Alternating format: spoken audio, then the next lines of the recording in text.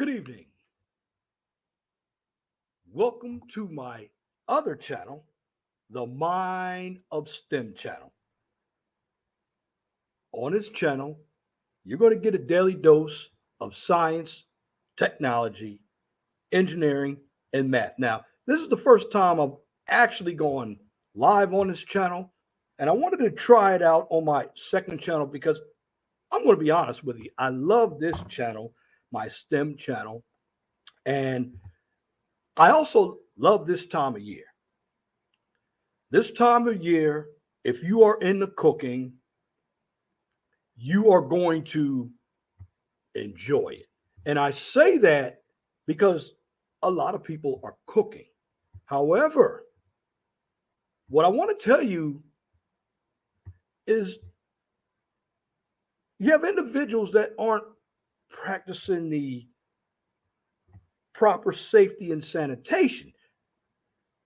Now, there are a number of individuals out there who are getting sick, and they're getting sick from food contamination.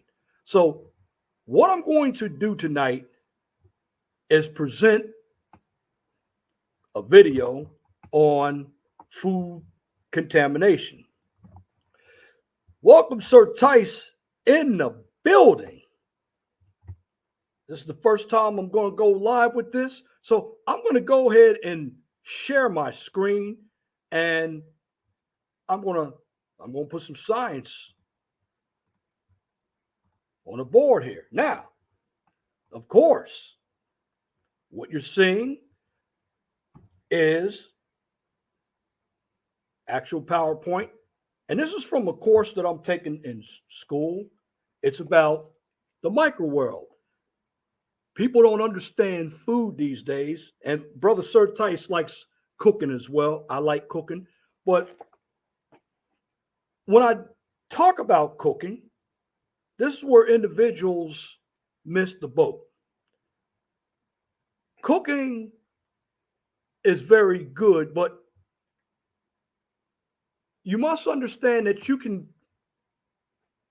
get bacterial infections from cooking. So the title of tonight's video is Understanding the Micro World. Now, I'm just going to make this a short live stream because this definitely needs to be said. So without further ado, I'm going to share my screen and I'm going to talk about the underworld. And in this PowerPoint, I'm going to identify the following: the conditions that affect growth of foodborne bacteria known as fat, Tom, major foodborne pathogens and their sources, resulting illnesses and their symptoms, and of course, ways of preventing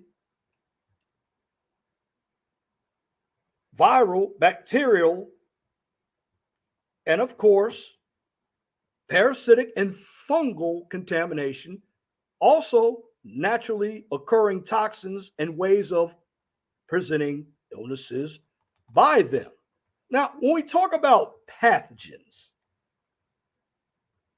we're basically dealing with small living organisms that can be seen through a microscope. We also deal with the actual pathogen, and it's a harmful microorganism. Now, why is it harmful? Because it makes people sick when eating, or it produces toxins that cause illness, and the toxin is poison. Now, again, there are 4 types of pathogens that can contaminate food and cause foodborne illness. You can see them on my screen. First, you have bacteria, you have viruses, you have parasites, and you have fungi. Very important. You're going to see those terms again. Now, how does contamination happen? Now, this is based on what you see in a restaurant. So a number of you are going to be going out eating this year. But I want you to understand you must have the proper safety and sanitation procedures at home. So food handlers can contaminate food when they don't wash their hands after using the restroom. They're also in contact with a person who is sick. They sneeze or vomit on the food or food contact surface or surfaces, and they also touch dirty food contact surfaces and equipment, and then they touch food. Now, very important, when you deal with food, personal hygiene is numero uno. Number of individuals, they do forget that. Now, also, simple mistakes cause contamination. And here are a few. Allowing ready-to-eat food to touch a surface that contacted raw meat, seafood, or poultry. Storing food or cleaning products incorrectly. And failing to spot signs of pests. Later down the line, I'm going to get into a proper pest management system so you'll understand. Now, symptoms of foodborne illness, and there's a combination of them. But the common ones, I call them the big six. There's diarrhea, vomiting, fever, nausea, abdominal cramps, jaundice, which jaundice is a yellowing of the skin and eyes. And when it comes to onset times, it just depends on the type of foodborne illnesses, and they can range from 30 minutes to 6 weeks. Now, these pathogens are highly infectious and can cause severe illness. Now, you have the first one, we already know it, Salmonella typhi. Then there's Shigella. There's, again, non-typhoidal Salmonella, Toxin producing Escherichia coli, known as E. coli, Hepatitis A, and Norovirus. Again, if you all are tuning in, you're watching this on YouTube, this information is not on the 401 Talk Zone radio show channel. This information is on my other channel, the Mind of STEM channel. And I've already created 2 other videos today, and I'm going to make the rest of 2021 all about food, because we are eating food, and there's a number of dangers that individuals don't understand when it comes to food. Now, the 6 big pathogens, I call them the big 6, are often found in very high numbers in an indicated person's feces. And they can be transformed to food very easily. They can make a person sick from small doses. Also, as I continue to move on, let me give you some general information about bacteria. Now, here's some shared characteristics. It's found almost everywhere. It cannot be seen, smelled, or tasted. It can grow rapidly if conditions are correct, and it can produce toxins as bacteria grow and die. So, to prevent foodborne illness from bacteria, when you're dealing with food, you got to control time and, of course, temperature for everybody who likes to cook out there. Now, again, what bacteria need to grow? Okay. What I'm going to tell you is this. You need food. That's what helps bacteria grow. You need acidity. You need temperature. You need time. You need oxygen. And of course, you need moisture. Again, you need food, acidity, temperature, time, oxygen, and moisture for, of course, bacteria to grow. Now, most bacteria needs nutrients to survive. So TCS, food, supports the growth of bacteria better than other types of food. And when I talk about TCS food, temperature controlled food like poultry. Acidity. Now, bacteria grows best in food that contains little or no acid. pH of 7.4 to 4.6 is ideal. And some examples of food with an ideal pH are bread, raw chicken, cantaloupe, milk, and cooked corn. Again, you have bread, raw chicken, cantaloupe, milk, and cooked corn. Now, temperature is very, very big. Now, the temperature danger zone used to be 45 degrees to 140 degrees, but now that's been changed to 41 degrees to 135 degrees, and that's on a Fahrenheit scale. This range is known as the danger zone. Why?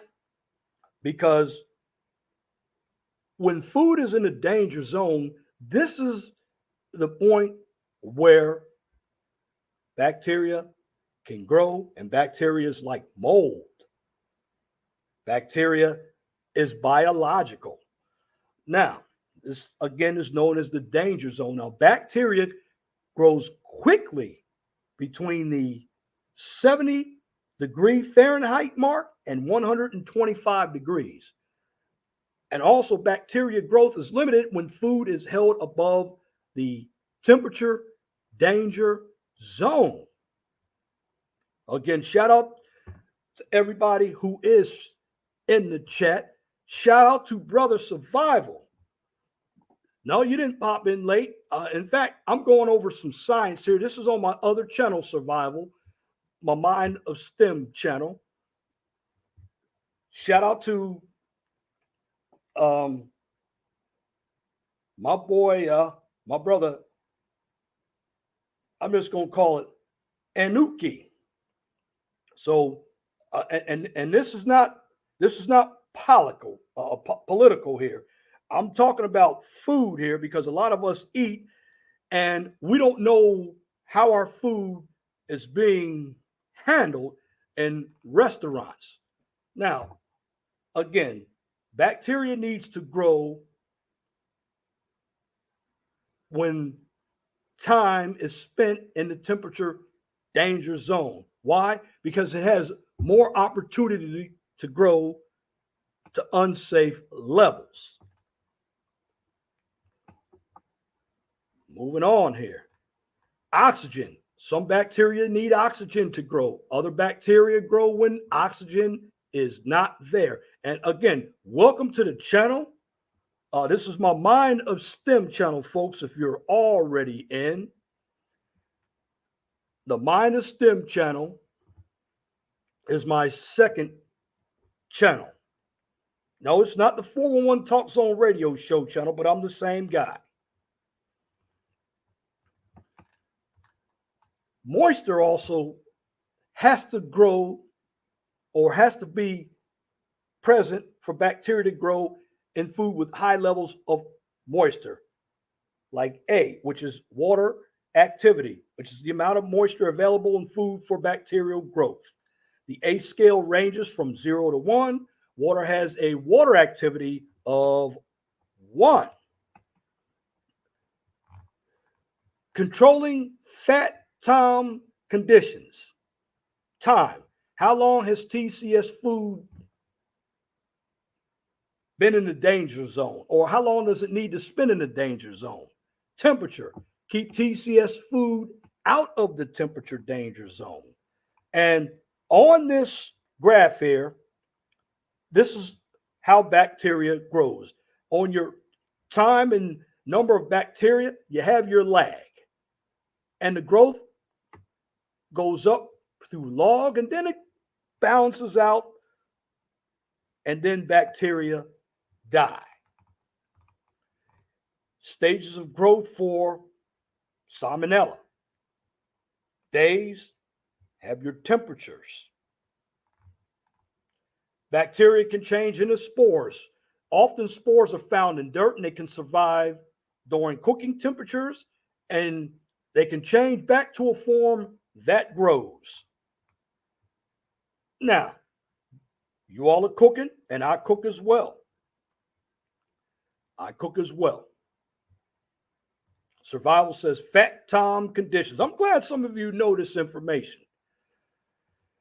Type of bacteria that's found in food.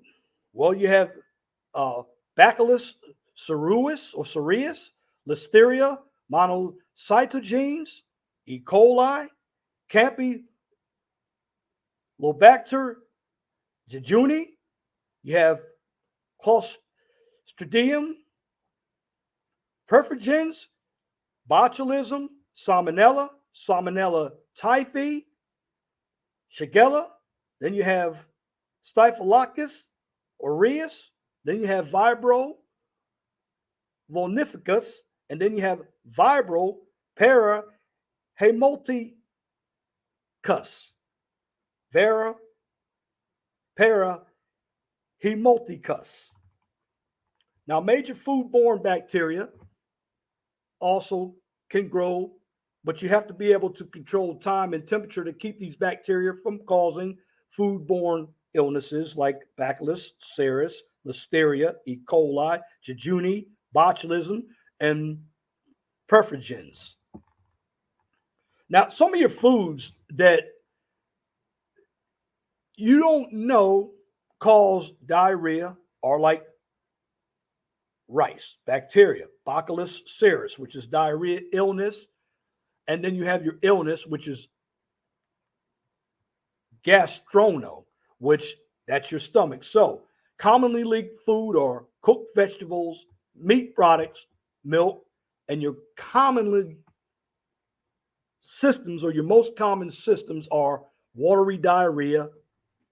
Now, no vomiting occurs. Again, shout out to the building survival says I try to eat as fresh as possible because of these things. Facts.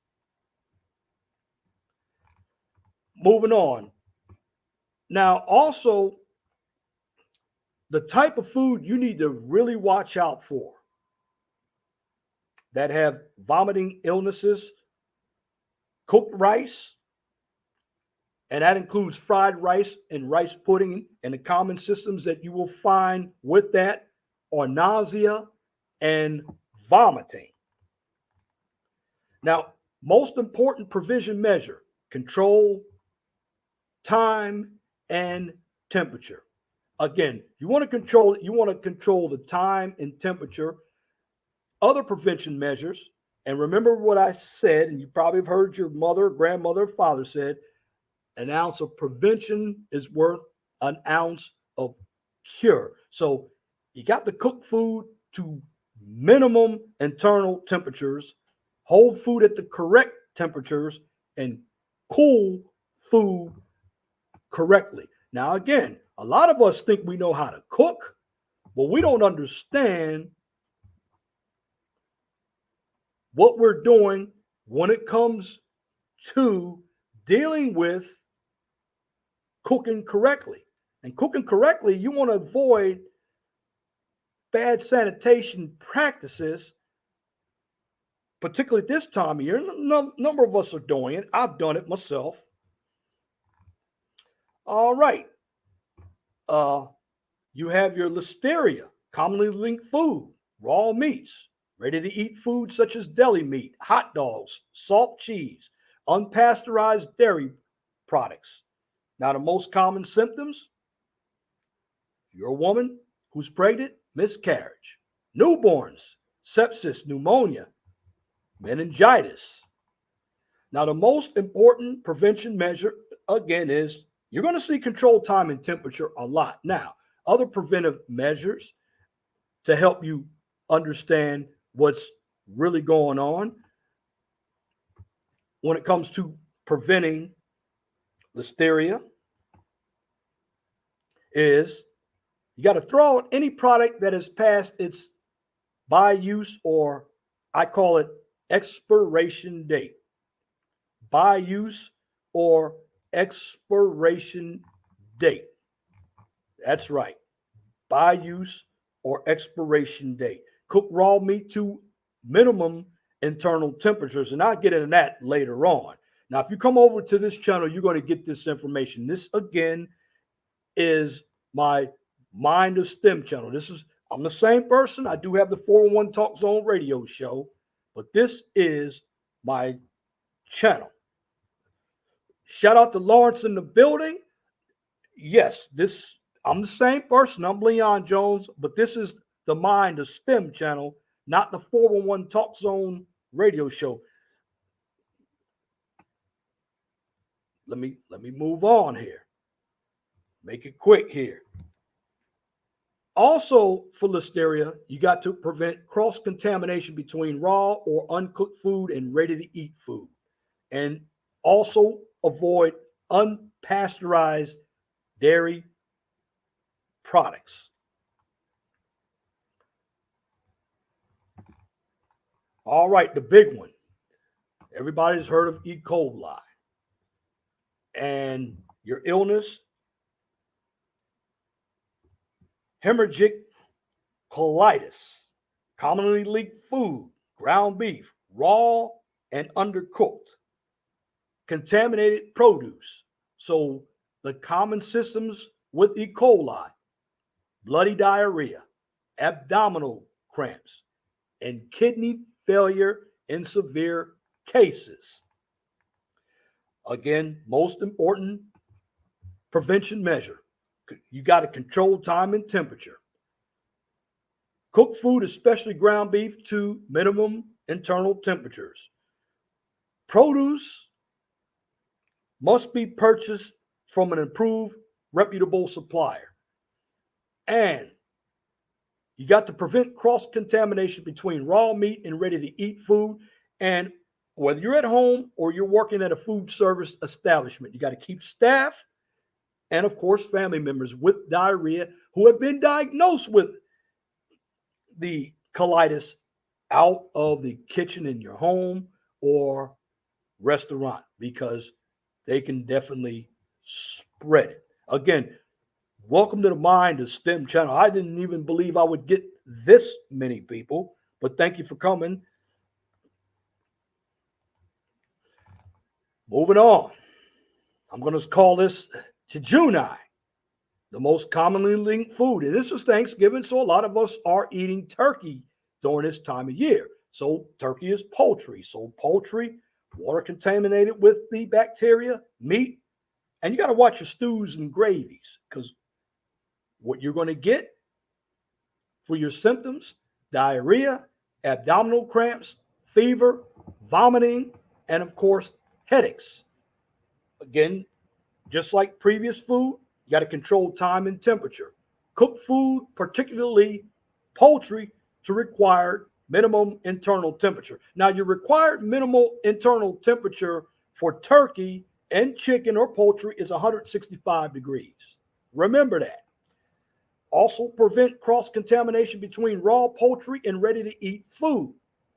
Then you have your perfringens or Clostridium, okay? Commonly linked food, meat, again, poultry, and dishes made with meat and poultry. Like, you can mix hamburger and chicken. You can make stews, gravies. You get diarrhea for your symptoms and severe abdominal pain. The way to control it: time and temperature. It's going to be a lot of reputation between the controls and prevention methods. And you got to cool and reheat food correctly, hold food at the correct temperatures. Then we get to the big one. Everybody knows what botulism is. And again, welcome to the chat. I'm sharing all this information with you all because a number of us are definitely cooking this time of year, and many of us don't understand the correct sanitation practices, and many of us are basically contaminating food with our hands at home especially. So the commonly linked food to botulism is incorrect canning of food, ROP, which is reduced oxygen packaged food, temperature abused vegetables such as baked potatoes, untreated garlic and oil mixtures. And what you can get out of that as far as a botulism Symptom is nausea and vomiting, latest or later on. You can have double vision, difficulty speaking and swallowing, and of course, weakness. You can also die from botulism, by the way. It's very, very fatal. Again, you got to control time and temperature, heat, cool, and hold food correctly. You got to reheat, cool, and hold food correctly. So there are temperatures to reheat food, temperatures to cool down food. Inspect canned food for damage. Okay? Prevent cross-contamination can keep these bacteria from causing a foodborne illness. Talking about salmonella. Under salmonella, what's linked with salmonella? Poultry and eggs, dairy products, produce such as tomatoes, peppers, and cantaloupes. You have diarrhea, abdominal cramps, vomiting, and of course, fever. Again, welcome to the chat. Welcome to the Mind of STEM channel. This is my second channel. Many of you have never been over to this channel. Check it out. You will be amazed with the content. And I actually like this channel better than the 411 Talk Zone radio show because to me, it's more meaningful and the information is structured to help you with health, dieting. It's even to help you with infrastructure, mathematics. Now, salmonella, the most important prevention measures to prevent cross-contamination. So you have to cook poultry and eggs to the minimum internal temperatures. You also have to prevent cross-contamination between poultry and ready-to-eat food. Exclude food handlers or family members who have vomited or who have diarrhea, and they've also been diagnosed with an illness caused by salmonella from cooking your food. Again, I'm saving you a lot of time when you go out. Typhoid fever, that's where Salmonella typhi is. That's the bacteria. Comes from ready-to-eat food and beverages.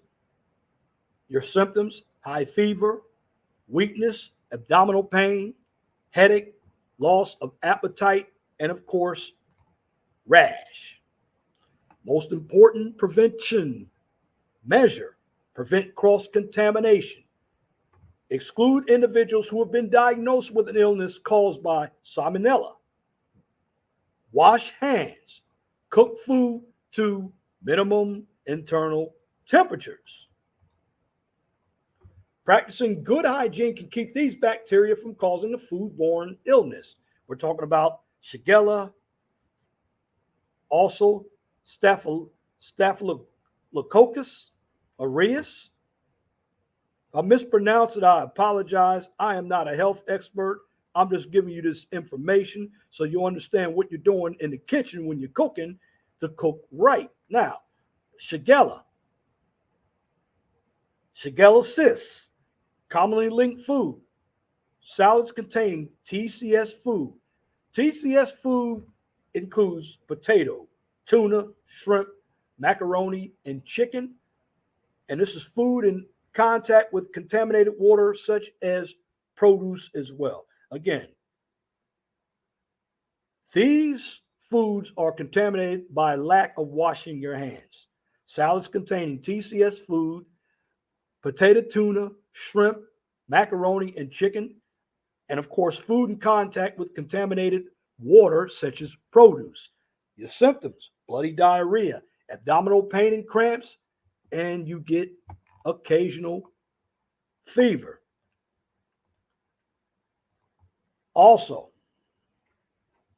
very important when you're dealing with food, practice personal hygiene. Exclude anybody that has had an illness caused by Shigella from the kitchen. Wash hands. You also have to control flies in and out of the operation. And that includes at home. Again, all the information that you're seeing is coming from this book right here and the PowerPoints. I took this class free. You can take a certification exam. Certification exam is good for 5 years. It's by ServSafe from the National Restaurant Association. 90 questions, 10 questions on the exam are for research. So you need a 75, which you need 60 out of 80, and you have to renew your certification every year. And if you don't want to take the certification, I have the PowerPoints that you can look at when you're cooking in your own kitchen, because a lot of us go out, but we don't know what people are doing to our food. Also, commonly linked food to, I'm just going to call it Arias. And this comes from food requiring handling during prepping. And that's foods such as salads containing TCS food, egg, tuna, chicken, and macaroni, deli meat, common symptoms, nausea, vomiting, and of course, retching and abdominal cramps.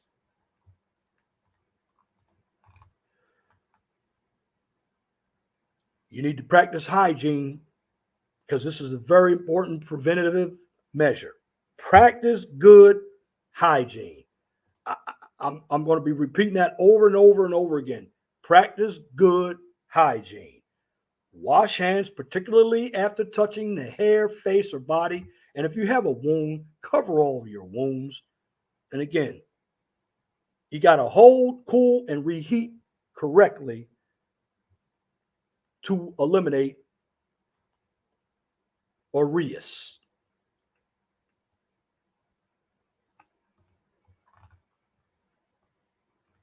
Bear with me.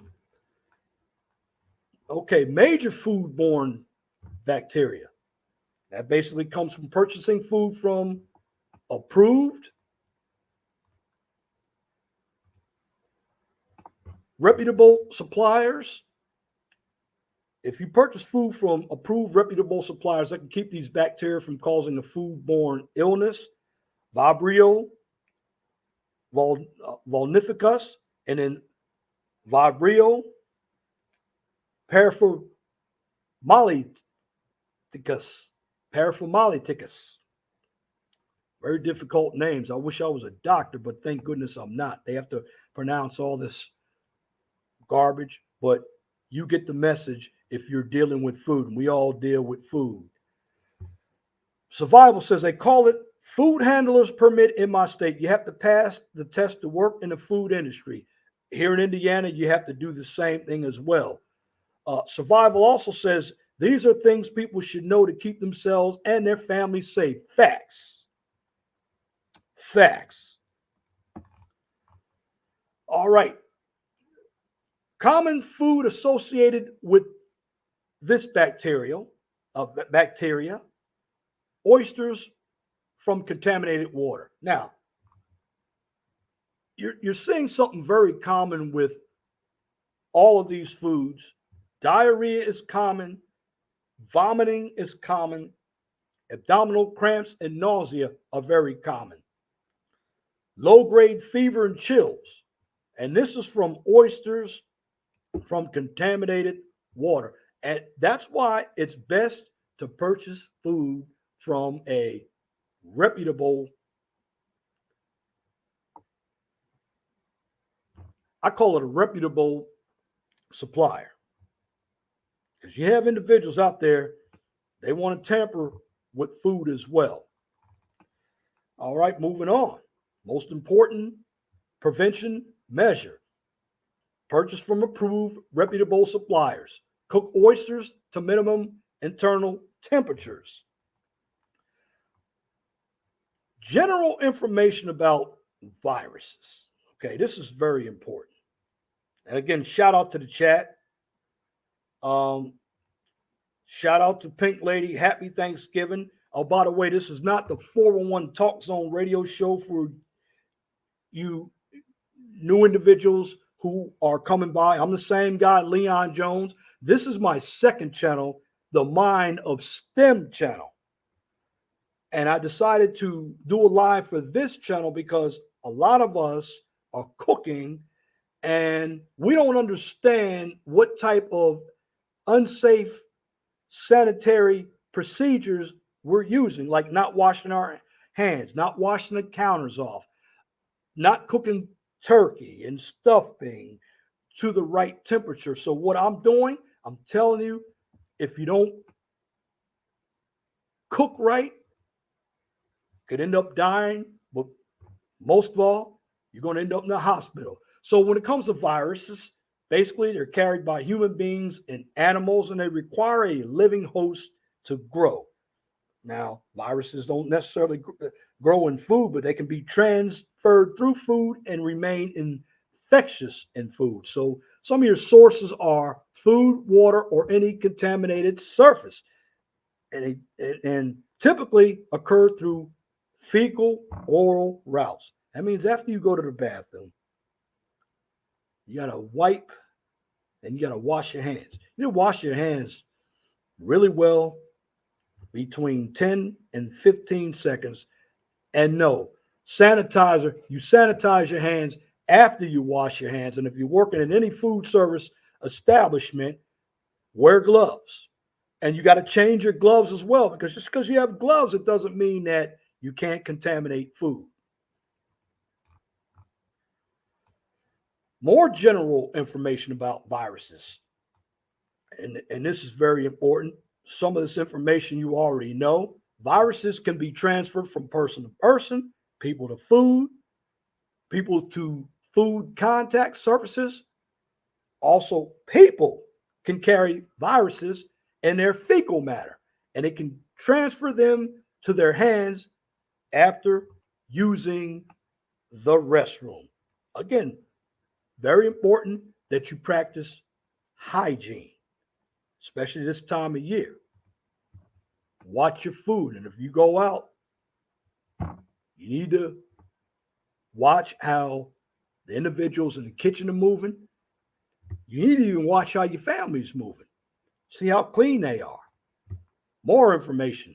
Some viruses cannot be destroyed by normal cooking temperatures.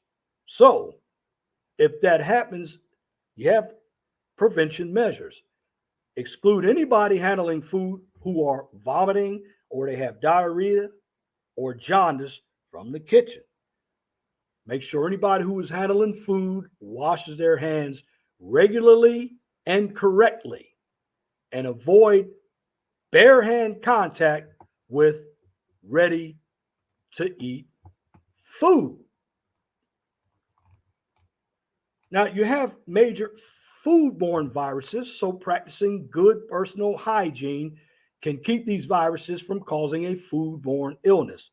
Hepatitis A, Norovirus. So, what is common with hepatitis A?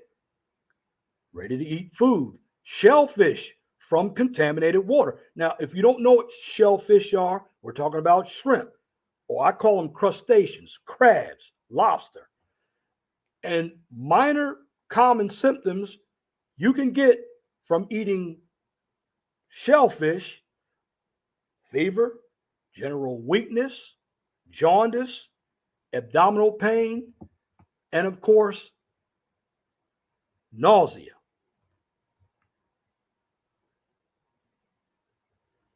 Moving on. I'm going through this very fast. So if you missed the first part of the video, you can always go back.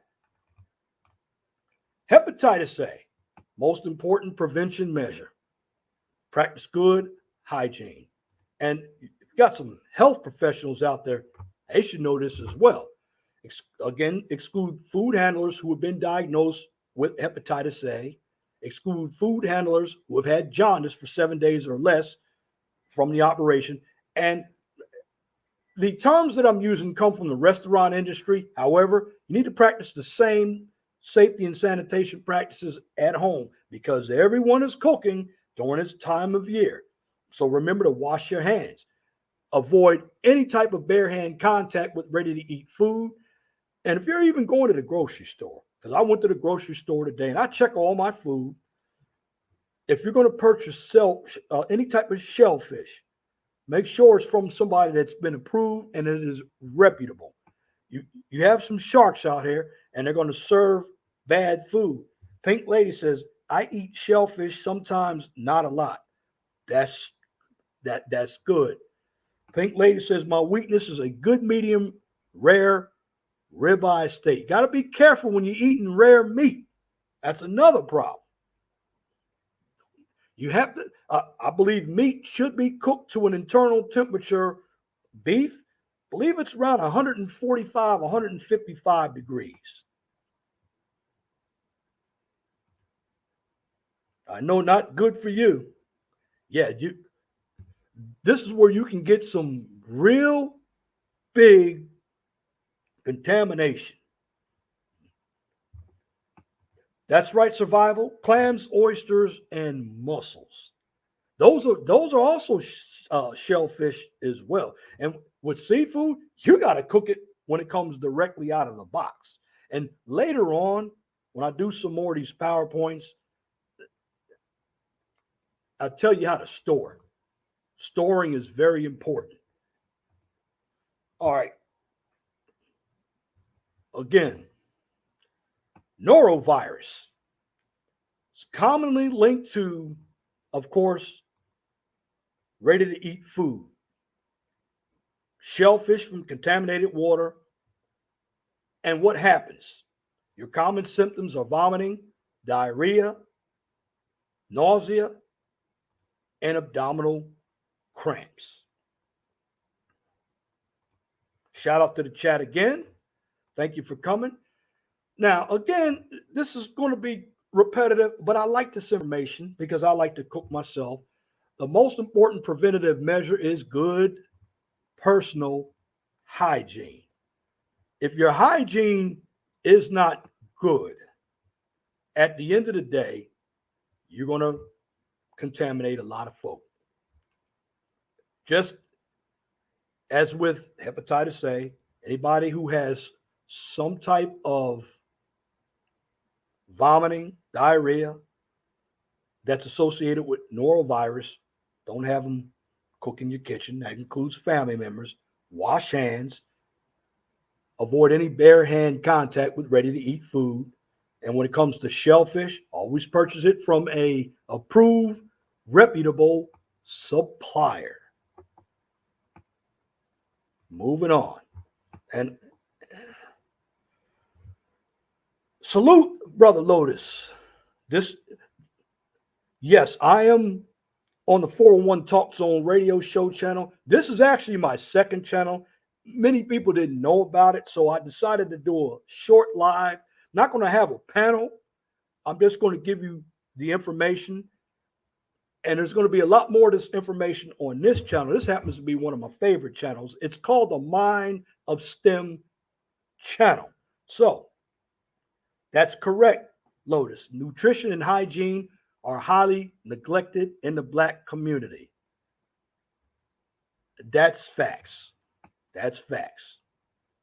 We need to definitely take care of our nutrition, our health. Characteristics of parasites. This is something big as well. They require a host to live and produce. Also associated with parasites, seafood, wild game, and food processed with contaminated water, such as produce. And when I talk about produce, talking about your tomatoes, and the one real big one is your lettuce. You also have cabbage.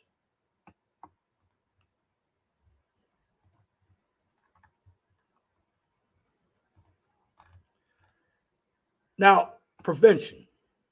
Again, you got to definitely purchase your food from reputable suppliers. Cook food to require minimal or minimum internal temperatures.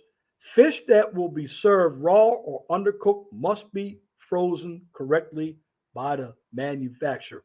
And that's something I need to tell you as well. The manufacturers also have to abide by food standards, because if they don't, the Board of Health will be right out there and they'll close them down. And this is what happens at a lot of restaurants.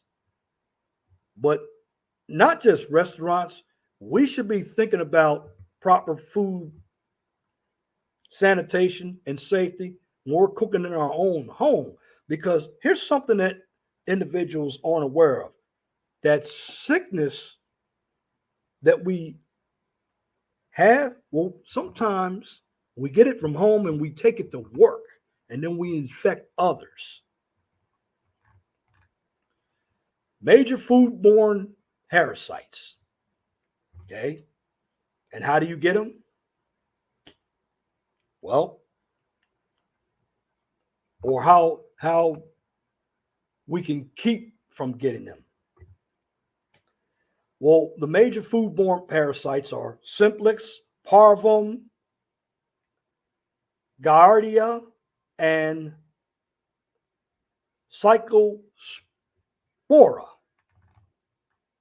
Now, anything associated with Simplex, and some of you may have heard of this because I've had it myself: herring, cod, halibut, mackerel, Pacific salmon. And what happens? You may cough up worms. There's going to be a tingling in your throat.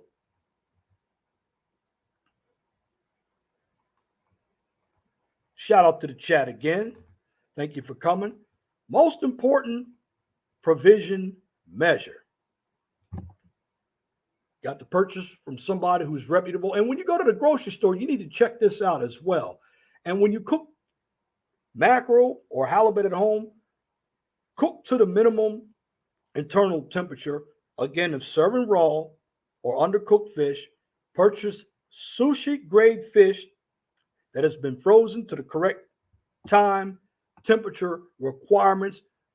Down the line, I'll get into required temperatures. Now with parvum, commonly linked food is contaminated water, produce. What you can get out of that is watery diarrhea, abdominal cramps, weight loss, and nausea. Again, purchase from approved suppliers. Use correctly treated water. Anybody who's had diarrhea, keep them out of the kitchen. And of course, wash your hands. Now for, I call it giardia. Well, a good commonly linked food with that is incorrectly treated water, produce. You initially get a fever, then later abdominal cramps, diarrhea, and you get nausea. Survival says wild caught usually has parasites. Farm raised usually doesn't have parasites. Facts. Facts. Thank you for that.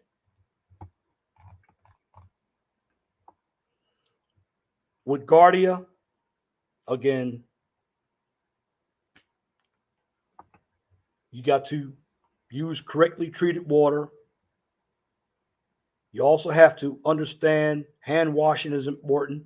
Keep anybody with diarrhea, and that includes family members, out of your kitchen at home. Very important.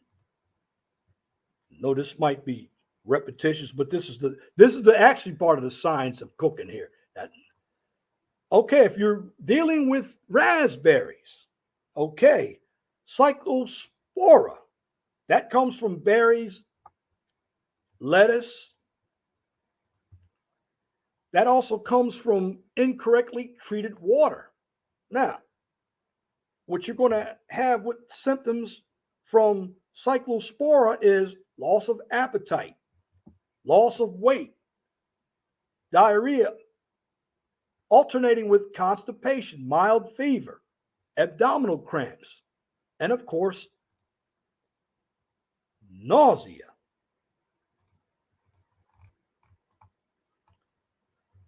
Then you have Cyclospora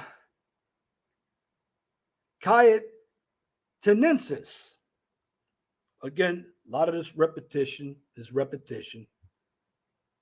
Wash hands, get food. And when I say reputable suppliers, that includes going grocery shopping as well. You don't want to go to a grocery store and get food that has been purged, that's been opened. Check your food carefully, because there's something that you need to know. When you go to a grocery store, you have to ask yourself, how many people have put their hands all over the food? Even if it's wrapped, you can still get contaminated. I remember when we had COVID, yes, we were wearing masks. However, even if you wear gloves, you can still contaminate food. That's why you have to constantly change your gloves when you're in the kitchen cooking. It's common sense. Fungi. Well, we already know what fungi is. For the most part, can make people sick, commonly spoil food, and examples of fungi are mold and, of course, yeast. Now, when we deal with fungi, the basic characteristics of mold: spoil food and sometimes cause illness, and it may produce toxins. It can grow well in almost any condition, especially in acidic food with low water activity. And it's also not only slowed, it's not only slowed, it's not destroyed by cooler or freezer temperature. So mold is it's are only slowed, not destroyed by cooler or freezer temperatures. So if you have food with mold in it, throw it out. Get rid of it. Basic characteristics of yeast. Now, there's a common food that you use yeast in, and that's bread. Now, if you have a preservative like jelly, and you get this smell of alcohol, well, you got yeast at the top. You got to get ready to throw that out. Not good. That spoils food. Yeast can spoil food quickly. Wheat, that's an allergen, has yeast in it. Wheat bread. If you want to know what it looks like, it's like a white or pink discoloration. It's a slime, and it could bubble. And it grows well in acidic foods, and it needs little moisture. Throw away anything that contains yeast. Survival. Lucky for us, pretty easy to spot mold. Facts. You should. I mean, the only mold that I see that's pretty good is blue cheese. Penicillin is also made from mold. Biological toxins. And there's one in here we all know, and that's mushrooms. Mushroom is a form of fungi, but you have seafood and you have plants.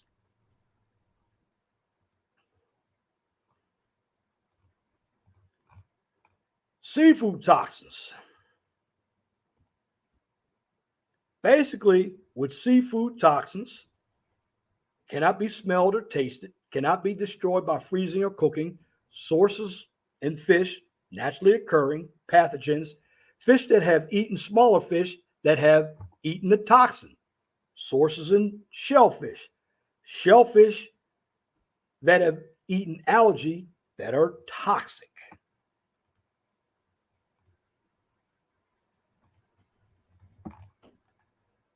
seafood toxins.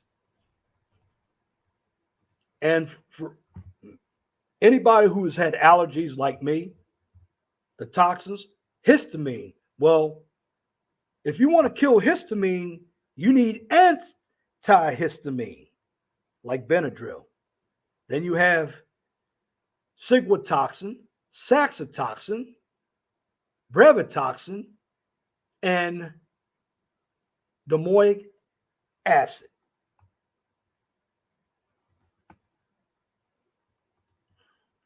Survival says, I personally think it's okay to cut the mold out of pieces of cheese and use the good cheese.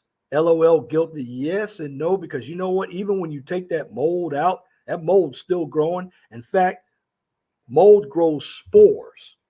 And those spores, once they get into you, they can affect you as well. I I understand that, survival. I've done it, but got to be very, very careful with that. Now, with histamine, commonly linked foods are tuna, mackerel, mahi-mahi, and bonito. So the symptoms are reddening in the face and neck, sweating, a headache, burning or tingling sensation in the mouth or throat, possibly later, diarrhea. Diarrhea comes up a lot, and vomiting. Again, the big repetition is you purchase from approved suppliers, but you basically want to prevent time, temperature abuse during storage and preparation. And there's a way to store this food as well. You come back to this channel, come back, I will show you.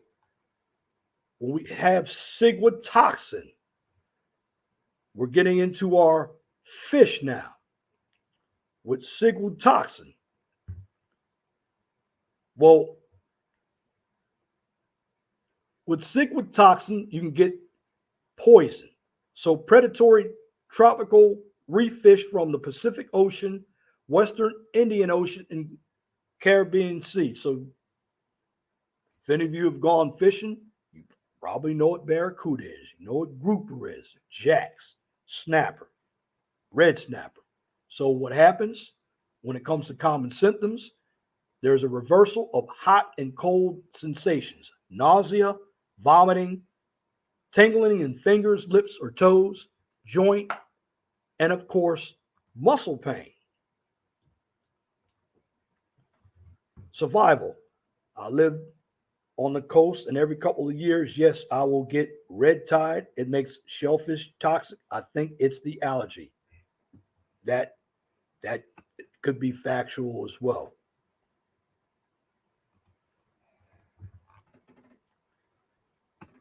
Now, a preventative measure, and this is important.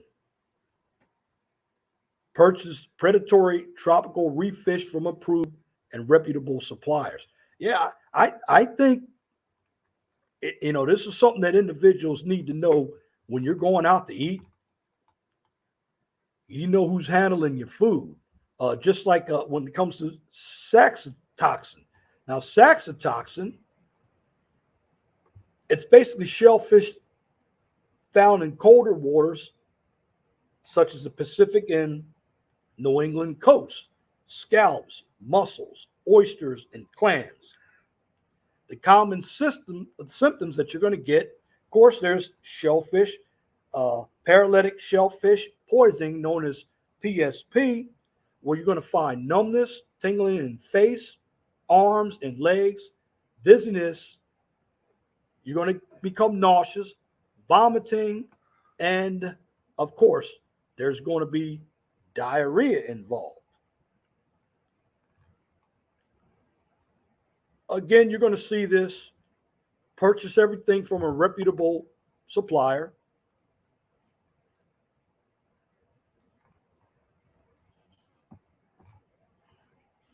Now, when we get into breathe toxin,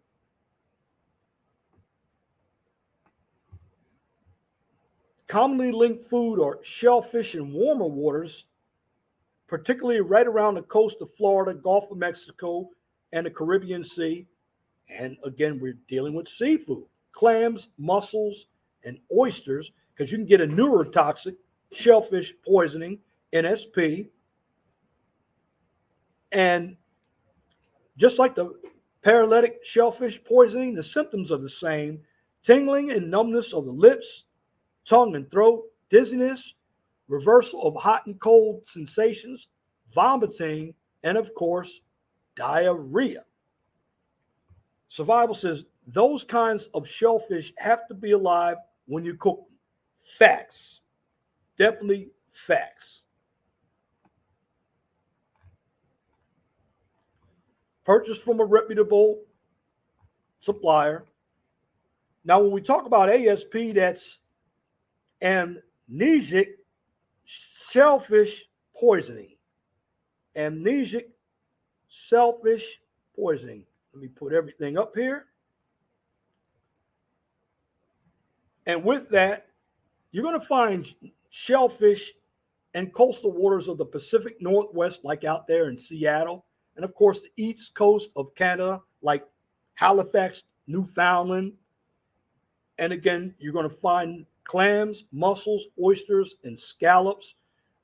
And the symptoms are vomiting, diarrhea, abdominal pain, and then later you could come up with a coma, seizure, disorientation, memory loss, and confusion. Now, when you get in that state, particularly a coma, you could be on your way out. So you got to be very, very careful. And I know a number of individuals like shellfish. I like shellfish as well, but I like it when it's cooked very well. And again, if you want to know where to get the information, I got the information right here. This is from the Serve Safe course book. It's all in here. I actually got it for free from my college, Ivy Tech Community College here in Indiana. And that's where I got the PowerPoints from as well, because I wanted to give this information out, because a lot of us are cooking, and we're going to be cooking from Thanksgiving all the way to New Year's Eve or New Year's Day. And even after that, and I want to make sure that everybody understands that we have to practice food sanitation and safety, because we need to reduce people getting sick. Also reduces your hospital visits, which also reduces your insurance. Again, you purchase from approved reputable suppliers. And then the last one, mushroom toxins. And you have wild mushrooms out there. They're caused by eating toxic mushrooms. They occur when toxic mushrooms are mistakenly eaten for edible ones. And again, this can be prevented by getting your mushrooms from approved suppliers, and they got to be reputable.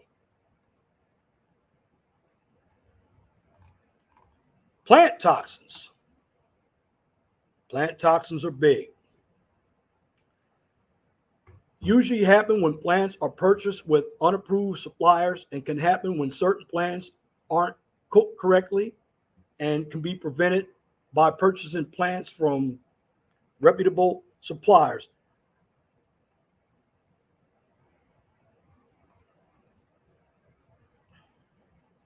And again, you know, for the most part, I just want to say this. It's very, very important that we practice. I might let a couple people up. I'm gonna go ahead and I don't know if I can drop the link. I don't know if I can drop the link in here. I know. Okay. All right, I dropped the link. I don't know if any of you all can find it, but I dropped it in the chat. Unfortunately, I don't have the community because I don't have 1,000 subscribers on YouTube from this channel. But, other than that, I wanted to discuss tonight's topic right around food and sick and healthness, because, again, many of us do cook. We go fishing. Many of us, however, we don't practice our procedures. Now, again, everybody knows what this is. I have this, but you put this on after you wash your hands. Everybody thinks that sanitizer is going to help everything. Sanitizer, it's not made for washing your hands. It's to basically sanitize your hands. And you always sanitize your countertops, your sinks. And I guarantee a lot of people who had turkey, they didn't put a thermometer in that turkey. And I guarantee some people messed up on that turkey. Some people tried to wash that turkey in a dirty sink. I've seen all of the tricks. Saxotoxin, it means sound of warning, but it is non-toxic to organic life. The machine doesn't like it, though. Okay.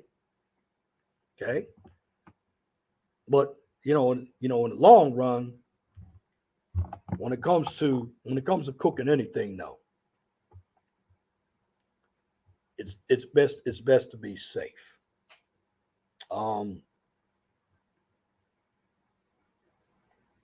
I like to cook. I think it's great. But there's just some things that we got to understand. And again, I thank you all for coming out here to this channel. I got my boy Survival coming up. Adam, what's going on, Survival? What's going on, Survival? Can you hear me? I can't hear you.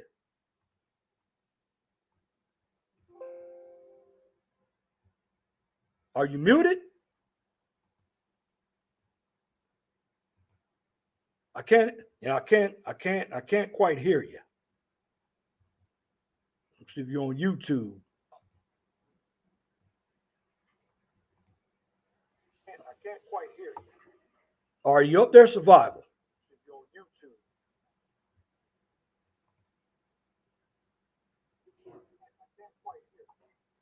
Are you up there, Survival? Okay, I got you. Your connection is bad. You'll be back. That's good. Okay, good. Okay,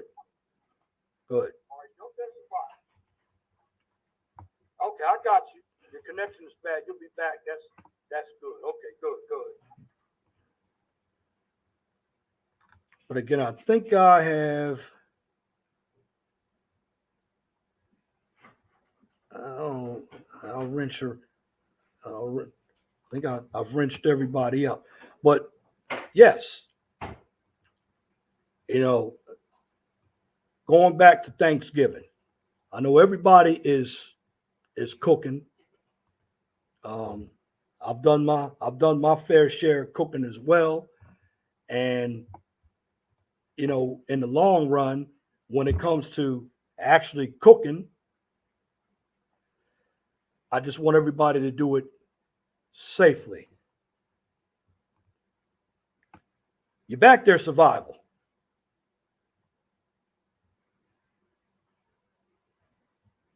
Can't quite get your connection is still bad.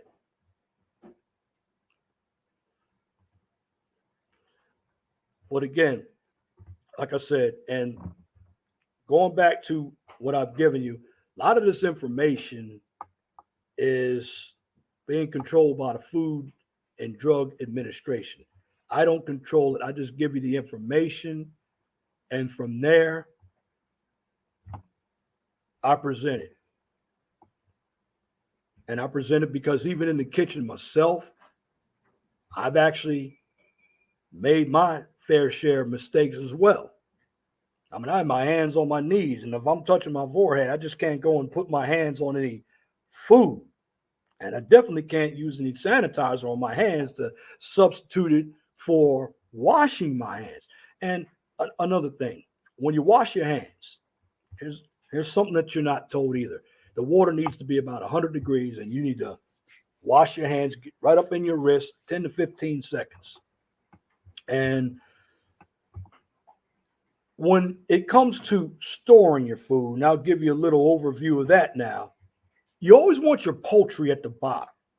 You want your ready to eat food at the top, like your produce, and then you want your seafood and your beef. And there's a reason why, because generally you can get the worst type of contamination with juices coming down from chicken. And when you store your food as well, even when you are at home, and I should start thinking about it as well, you always use the oldest food first. It's called FIFO, first in, first out. When you use FIFO, it's a lot easier for you to manage your food. And if you have ready to eat food like fried chicken, there's also a time you should throw it out. I know a number of us will get it, we'll keep it overnight, but generally you may be allowed to keep it for 24 hours, but after you reheat it and then you let it sit, you may want to throw it out after 2 hours. If you go to some of these grocery stores, like I live here in Indiana, we have a Walmart. It's got ready to eat chicken, Kroger, Meyer. They put a time on the preparation of that chicken, and that time is crucial because after a certain amount of time, they have to throw it out. Because if you don't, cross contamination, it can and will occur. So, again, I'm going to go ahead and end this broadcast. And again, on this broadcast, I talked about food contamination, foodborne illnesses, allergens. Very important that that you understand what's going on. And welcome to this channel. This is not the 411 Talk Zone radio show channel. This is the Mind of STEM channel, my backup channel. And again, I thank you all for coming. And I'm going to conclude this topic on foodborne illnesses. Now, again, if you like what I just presented, please comment, share, and subscribe. Now, if you want information from the 401 Talk Zone radio show, I'll be doing a radio broadcast on Wednesday on that channel. And then I'm going to come back with a live the week after next. But in the meantime, like, share, and subscribe to this channel. This is one of my favorite channels. You'll learn a lot here. Now, if you can't find me on YouTube or even Blog Talk Radio, the 401 Talk Zone radio show you can find on Twitter, MeWe, and Parler, and the Mind of STEM channel. And on this channel, you get a daily dose of science, technology, engineering, and math. Yes, I will drop a link to my alternative channel. Hold on for a minute. Well, I can drop a link. Copy link address.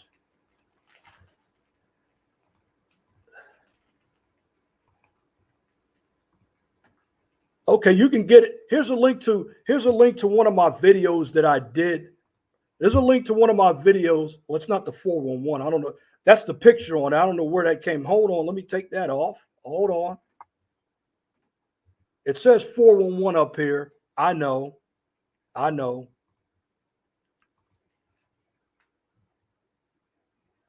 But let me drop the link. The videos. Hold on. I can find the link. Okay. Just bear with me.